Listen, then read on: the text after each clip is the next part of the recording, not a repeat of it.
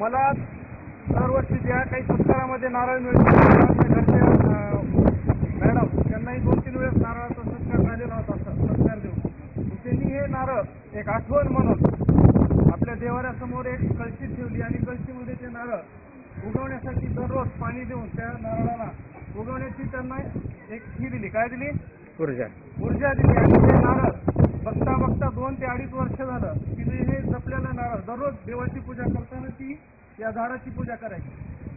आणि हे झाडाची पूजा करत असताना हे झाड आज मी जेव्हा घेऊन येत होतो त्या झाडाचं आज मलाही गहिवरून येत आहे की ती रडत होती.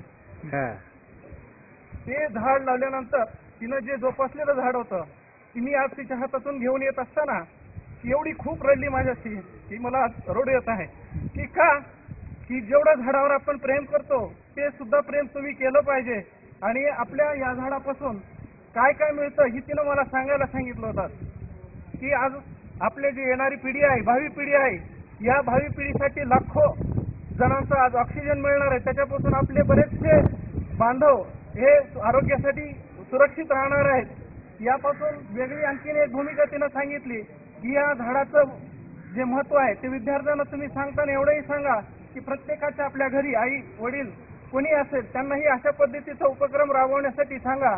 म्हणून मी आवर्जून हे झाड तिच्यासाठी आग्रहाखातीर मी घेऊन आलो आणि आपल्या शाळेमध्ये वृक्षारोपण करण्यासाठी. आणि आज योगायोग असा आहे की पर्यावरणाचे जे आपले खंडेवास्तर आहेत त्यांनाही या गोष्टीची खूप जाणीव आहे आणि ते प्रत्येक वेळी पर्यावरणाचं महत्व आपल्या सगळ्यांना सांगत आहेत. आणि त्या दृष्टिकोनातून त्यांचा मला रात्री फोन आला, सर की आपल्या घरी जर झाडं असतील ते वहिनीने लावलेले तर कृपया आमच्यासाठी घेऊन या. आणि मी त्यांच्या फोनला हो म्हटलं आणि मी तो फोन आलाय आहे.